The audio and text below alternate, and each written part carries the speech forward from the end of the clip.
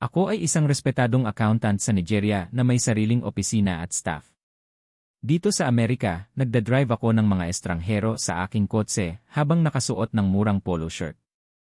Iniisip ng aking mga magulang na nabubuhay ako sa American Dream, ngunit pakiramdam ito ay bangungot.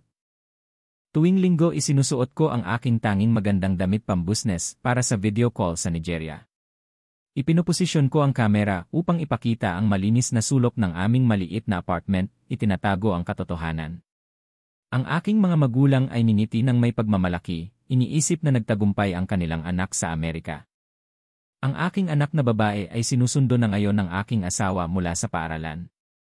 Sinabi niya na tinanong ng ibang bata kung bakit nagdadrive ng Uber ang kanyang ama sa halip na magkaroon ng tunay na trabaho. Ang tanong na iyon ay mas masakit kaysa sa anumang pakikibaka sa pananalapi. Ang aking asawa ay head nurse sa Nigeria, ngayon ay nagtatrabaho siya ng night shift bilang nursing assistant. Parehong itinatago namin ang aming tunay na trabaho mula sa aming mga pamilya sa bahay. Ang mga kasinungalingan ay naipon tulad ng aming mga bayarin. Itinatago ko ang aking mga lumang business card ng Nigeria sa glove compartment. Minsan tinitingnan ko ang mga ito habang naghihintay ng mga biyahe sa Uber. Naaalala kung kailan iginagalang ang aking opinyon sa halip na ang aking pagmamaneho lamang. Tinanong ng aking anak na lalaki kung bakit hindi kami makabisita sa Nigeria tulad ng mga kaibigan na bumibisita sa kanilang mga bansang pinagmulan. Gumawa ako ng mga dahilan tungkol sa trabaho, ngunit ang totoo ay hindi namin kayang bayaran ang mga tiket sa eroplano. Ang aming kahirapan ay nakulong kami dito. Sinakyan ko ang isang negosyanteng Nigerian sa aking Uber noong nakaraang linggo. Nakilala niya ang aking accent at tinanong kung ano ang ginawa ko bago ang Amerika. Nagsinungaling ako at sinabing driver lang din ako sa bahay. Ang kahihiyan ay sumunog sa aking mukha.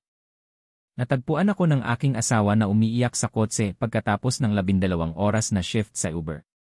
Kinakalkula ko kung ilan pang mga biyahe ang kailangan namin para lamang mabayaran ang upa sa susunod na buwan. Ang mga numero ay hindi nagdaragdag sa kaligtasan. Nagkaroon kami ng aming unang tapat na pag-uusap tungkol sa pera ng gabing iyon. Wala nang pagpapanggap, wala nang pagsisinungaling sa bawat isa. Ang katotohanan ay nakakatakot ngunit nagdala din sa amin ng mas malapit bilang mga kasosyo. Narinig kami ng aking anak na babae na nag-uusap at tinanong kung mahirap ba kami. Ang kanyang tanong ay pakiramdam na paghuhusga sa lahat ng nabigo kong ibigay. Wala akong magandang sagot para sa aking sariling anak. Sinakyan ko si Okafor mula sa isang construction site noong nakaraang buwan. Napansin niya ang aking mga textbook sa accounting sa likurang upuan at tinanong kung bakit ang isang edukadong lalaki ay nagdadrive ng Uber. Hindi ko siya malinlang. Sinabi sa akin ni Okafor ang kanyang kwento. Siya ay isang engineer sa Nigeria, ngunit nagsimula bilang isang handyman dito. Ang aming mga degree ay hindi nawawala dahil lamang ang aming mga trabaho ay hindi tumutugma dito, sabi niya. Ang katotohanan iyon ay nag-angat ng bigat sa aking mga balikat. Ipinaliwanag niya na kailangan kong tumigil sa pag-iisip bilang isang empleyado at magsimulang mag-isip bilang isang may-ari ng negosyo. Ang aking mga kasanayan sa accounting ay mahalaga, hindi lamang sa tradisyonal na paraan na inaasahan ko. Sinimulan kong gumawa ng maliit na accounting ng negosyo para sa ibang mga imigrante sa panahon ng aking oras ng pahinga sa Uber. Ang aking unang kliyente ay isang may-ari ng restaurang Ghanaian na nangangailangan ng tulong sa mga buwis. Binayaran niya ako ng higit sa 1 linggo ng pagmamaneho ng Uber. Kumalat ang salita sa pamamagitan ng komunidad ng African immigrant.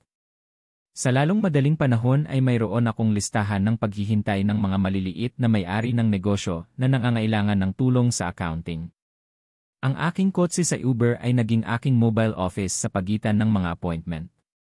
Sinimulan ng aking asawa na tumulong sa pag-ischedule ng kliyente at papeles. Ang kanyang mga kasanayan sa organisasyon sa pag-aalaga ay naging perpekto para sa pangangasiwa ng negosyo. Kami ay naging tunay na mga kasosyo na nagtatayo ng aming hinaharap. Binayaran namin ang aming unang credit card ng ganap. Ang panonood ng balanse na yon na maging zero ay mas maganda kaysa sa anumang sweldo na kinita ko. Ang mga kadena ng utang ay nagsisimula ng masira. Ako ay huminto sa pagmamaneho ng Uber nang ang aking accounting business ay tumugma sa aking dating kita.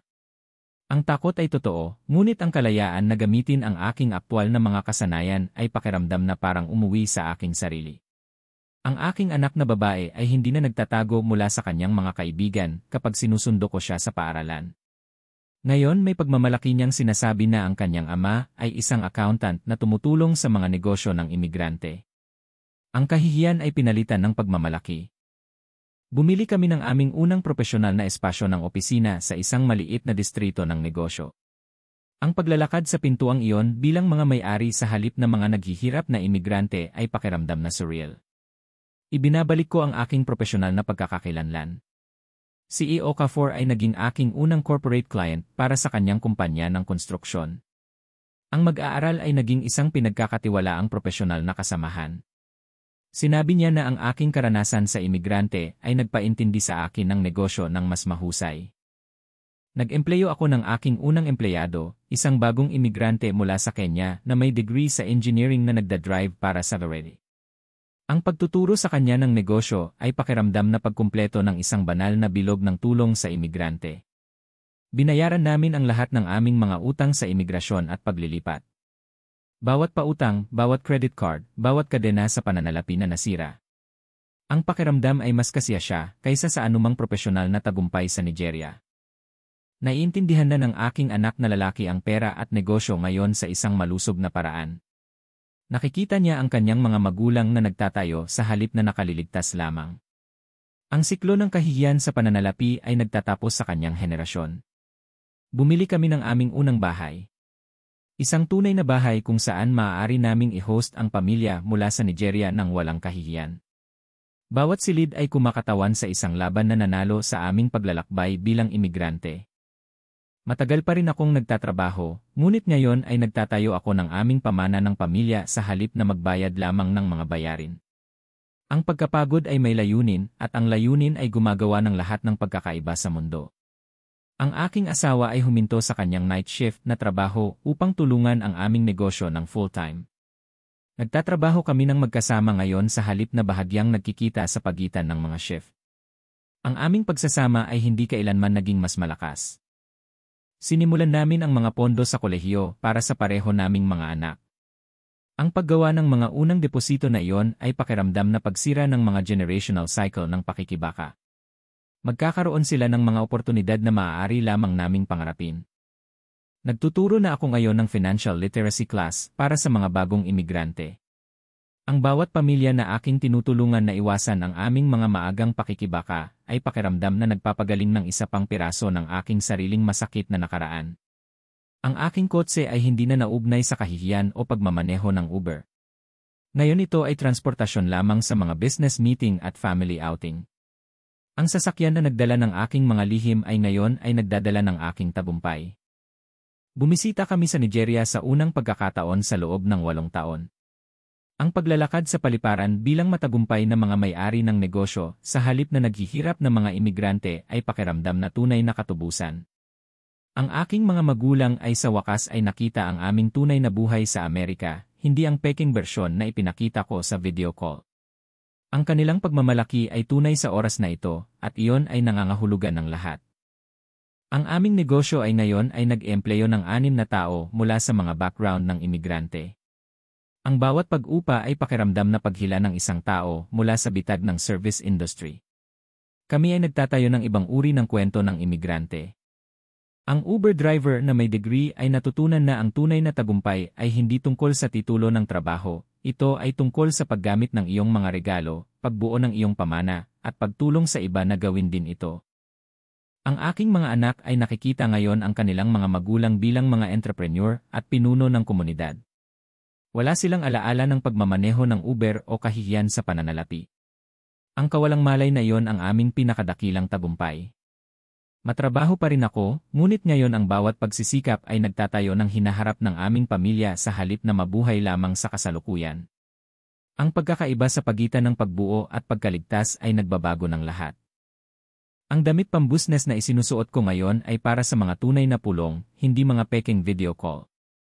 Ang pagbabagong anyo ay hindi tungkol sa damit, ito ay tungkol sa pagiging lalaking kinakatawan ng mga damit. Ngayon kapag nagsuot ako ng aking damit pambusnes, hindi ko iniisip ang panloloko o kahihiyan.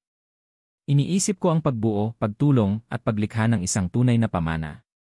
Ang pagpapanggap ay naging katotohanan sa pamamagitan ng pagsusumikap at katotohanan.